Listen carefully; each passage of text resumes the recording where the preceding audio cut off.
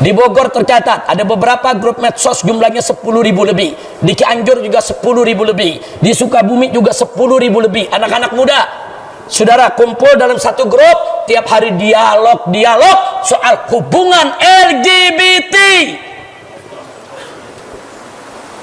Nih, bagaimana saudara? Kok bisa begini? Mereka pikir LGBT itu ini kan kodrat. Mereka pikir ini bukan maksiat. Mereka pikir ini kodrat. Ini takdir Allah. Kami terima. Dan mereka menyalurkan syahwatnya sesama jenis. Dari pemerintah nggak ada tindakan, saudara. Nah, jadi ini problem kita, saudara. Itu saya baru cerita Bogor, Cianjur, Sukabumi, Jakarta, nggak usah ditanya. Orang kalau di kampung disebut pelacur, malu, saudara. Nah, dulu kita sebut sudah sebutan jelek udah. Tapi sekarang diganti, bukan pelacur, tapi saudara, pekerja seks komersial. Pekerja seks komersial. Artinya apa? Pelacuran dianggap pekerjaan, dianggap profesi. Oh, ini profesi. Ini dalam rangka untuk mencari rezeki. Ini kan menguatkan ekonomi. Sebaiknya jangan ditutup, tapi buatkan apartemen yang resmi. Nanti kita ambil pajaknya setiap kamar. Real, saudara. Dan itu pernah diusulkan kok di Jakarta ini. Nggak sampai di situ, saudara. Aneka ragam kemungkaran. Nah, sekarang di minggu ini, saudara, mulai ada muncul para pejabat, anggota dewan teriak-teriak, legalkan aja judi. Karena hasilnya kan bagus. Nanti buat bangun sekolah, nanti buat bangun rumah sakit. Dia nggak peduli mah halal haram.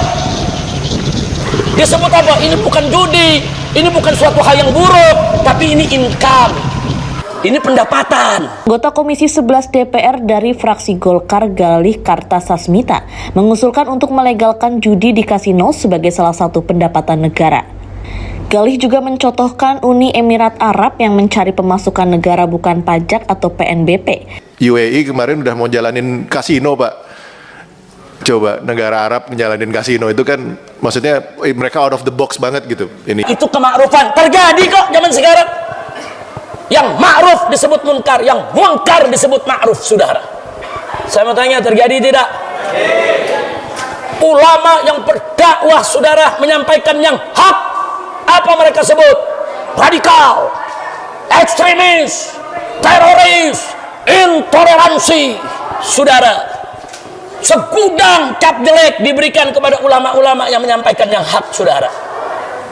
Tapi coba lihat, saudara, mereka-mereka yang merusak negeri ini diberi gelar, diberi penghargaan, saudara. Ada dapat penghargaan Mahaputra, saudara. Itu penghargaan tertinggi di Indonesia. Coba lihat, koruptor-koruptor berendang riang, saudara. Nggak sampai di situ, pelacur-pelacur dulu kita sebut pelacur.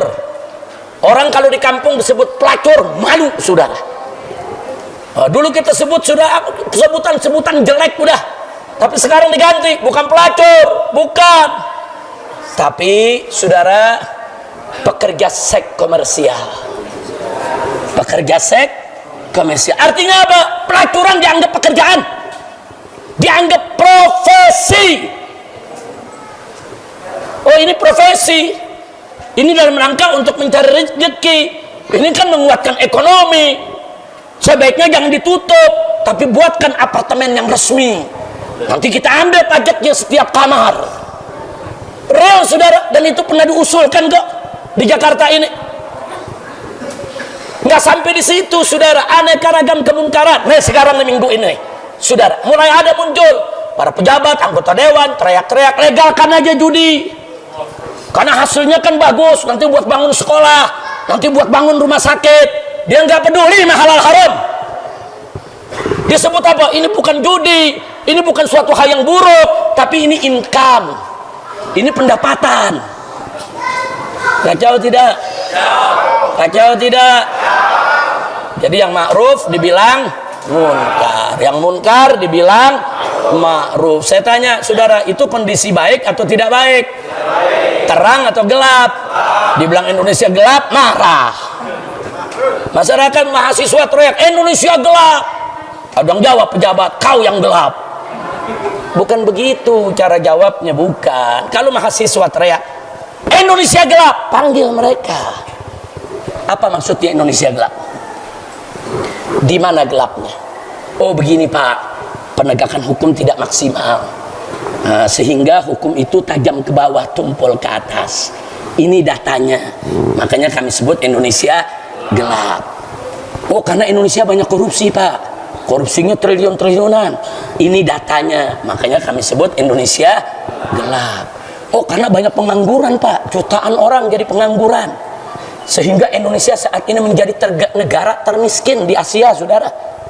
Negara paling miskin, padahal kekayaan kita luar biasa, saudara. Yang mengumumkan kita sebagai negara termiskin, Bank Dunia. Bank Dunia punya catatan, diumumkan negara termiskin. Salah satunya adalah Indonesia. Nah ini Indonesia gelap Pak. Nah sehingga kalau nanti pejabat itu dilihat, oh disebut gelap karena begini. Maka kalau gitu kita perbaiki. Terima kasih masukannya, kita akan perbaiki supaya lebih baik, supaya habis gelap terbitlah terang. Jangan habis gelap lebih gelap gulita.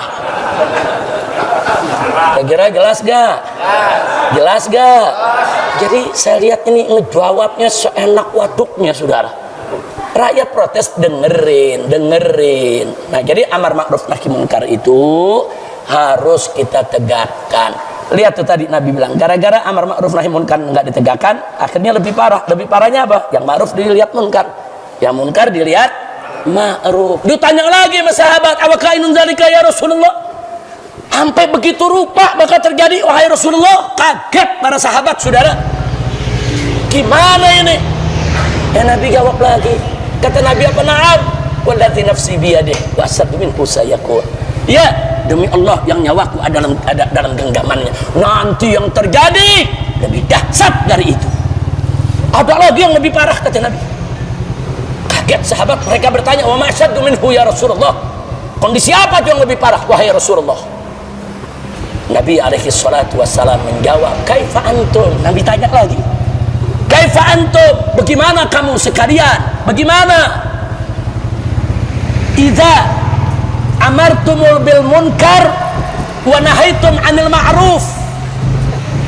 Bagaimana kalau nanti kalian nih umat Islam akan menyerukan kepada kemungkaran dan mencegah kema'rufan. Jadi bukan lagi amar ma'ruf nahi munkar, tapi amar munkar nahi ma'ruf. Terbalik keadaannya, saudara. Bagaimana sahabat gak kaget? Yaitu gara-gara amar ma'ruf nahi munkar gak ditegakkan, akhirnya kemunkaran merajalela. Orang pikir kemunkaran itu kebaikan. Nah karena dianggap baik, maka periode berikutnya orang rame-rame mengkampanyekan kemunkaran, orang ngajak-ngajak kemunkaran. Coba lihat kita sekarang ini, saudara, berapa banyak grup-grup WA, saudara, atau grup-grup medsos lainnya yang anggotanya 10.000, 15.000, ternyata semuanya LGBT yang berkumpul di situ, saudara. Di Bogor tercatat ada beberapa grup medsos jumlahnya 10.000 lebih. Di Cianjur juga 10.000 lebih. Di Sukabumi juga 10.000 lebih. Anak-anak muda, saudara, kumpul dalam satu grup, tiap hari dialog soal hubungan LGBT. Nih bagaimana, saudara? Kok bisa begini? Mereka pikir LGBT itu ini kan kodrat. Mereka pikir ini bukan maksiat. Mereka pikir ini kodrat. Ini takdir Allah. Kami terima. Dan mereka menyalurkan syahwatnya sesama jenis. Dari pemerintah nggak ada tindakan, saudara. Nah, jadi ini problem kita, saudara. Itu saya baru cerita Bogor, Cianjur, Sukabumi, Jakarta nggak usah ditanya. Jakarta nggak usah ditanya kalau Jakarta, saudara. LGBT sekarang udah pada bertebaran di taman-taman, di jalan-jalan, di taman-taman, di pasar-pasar. Laki berani ciuman sama laki, perempuan berani ciuman sama perempuan di tengah jalan. Ini rusak nih. Ini gara-gara apa? Amar ma'ruf nahi munkar ditinggal. Saudara, kaget para sahabat. Mereka tanya lagi, apakah ini dari ya Rasulullah? Apa begitu rupa ya Rasulullah? Keadaannya sedih. Sedih para sahabat Nabi radhiyallahu anhum, saudara. Kali ini Nabi jawab, saudara, dengan jawaban pamungkas. Apa kata Nabi alaihi salatu wassalam? Kaifa antum? Di mana kamu sekalian? Kata Nabi, saudara, kalau nanti kalian dapatkan kondisi akan lebih rusak dari itu. Walladzi nafsi biyadih, kata Nabi, wa asadtu minhu sayakun. Demi Allah yang nyawaku ada di genggamannya, nanti yang terjadi lebih rusak, lebih parah daripada itu semua. Sampai-sampai wa yaqulullah ta'ala, sampai-sampai Allah berfirman, bersumpah. Apa kata Allah? Ini Nabi yang menyampaikan kepada para sahabatnya, bi haliftu, kata Allah, aku bersumpah dengan zat, aku bersumpah dengan kemuliaan, keagungan dan kesucianku, aku bersumpah dengan kebesaran dan keagunganku, la utihanna lahum fitnatan, aku akan buka untuk orang-orang yang sudah seperti itu, saudara, yang sudah nggak menegakkan amar ma'ruf nahi munkar, bahkan yang ditegakkan amar munkar nahi ma'ruf, yang ma'ruf disebut munkar, yang munkar disebut ma'ruf, maksiat merajalela di mana-mana. Akhirnya Allah nyatakan la utihanna, niscaya pasti sungguh aku buka aneka ragam fitnah untuk mereka. Sampai-sampai saking banyaknya fitnah, aneka ragam kejadian, yasiru fihal halimu hayran, sampai ulama-ulama yang halim, ulama-ulama yang bijak, ulama-ulama yang arif, ulama-ulama yang lurus di jalan Allah hayran, mereka kebingungan, mereka keheranan, mesti bagaimana lagi ini. Masya Allah. Dan ini zamannya, saudara. Berapa banyak sekarang ulama keheranan, dakwah makin banyak, pengajian makin banyak, tabligh akbar makin banyak, tapi maksiatnya juga makin gak kira-kira. Bahkan sekarang terjadi kejahatan di jalan-jalan yang dulu nggak pernah terjadi. Anak-anak muda, anak-anak SMA, saudara, anak SMP, belajar di jalan pakai motor, bawa aneka ragam senjata tajam, saudara, hantam orang di jalanan, nggak ada angin, nggak ada hujan, saudara, orang dihantam, orang ditusuk, orang dibunuh. Apa? Kok bisa begitu? Belum lagi begalnya, saudara, main bunuh orang, main gorok orang, main ambil harta orang seenaknya. Ini negeri nggak punya polisi, ini negeri nggak punya tentara. Apa polisi tentara itu nggak digaji? Atau kurang gajinya? Kalau kurang gajinya kita tambahkan, jaga keamanan republik ini. Ya, begitu dong. Oh, kurang personilnya, kalau kurang personilnya, buka pendaftaran supaya anak-anak muda kita jadi polisi dan jadi tentara. Jaga ini negeri. Kalau satu negeri seluas ini orang udah seenaknya menculik, memperkosa, membunuh, saudara, seenaknya mereka lakukan itu. Bahkan ada oknum-oknum aparat terlibat, ikut merampok, ikut membunuh, ikut memperkosa. Hancur ini negeri. Dan kita saat ini kita kebingungan. Ulama juga nggak bingung. Istighfar udah di mana-mana, saudara, doa udah di mana-mana. Tapi berapa banyak doa-doa kita Allah nggak kabulkan, saudara? Bukan karena faktor ulamanya, memang di mana-mana kemungkaran sudah merajalela, dan ini nggak bisa dihadapi oleh hanya satu dua ulama. Semua umat harus berhimpun, wa'tasimu bihablillahi jami'a wa la tafarraqu. Ayo kita sama-sama pegang tali Allah, saudara. Jangan kita berpecah belah, lawan segala kezaliman maupun kebatilan, saudara.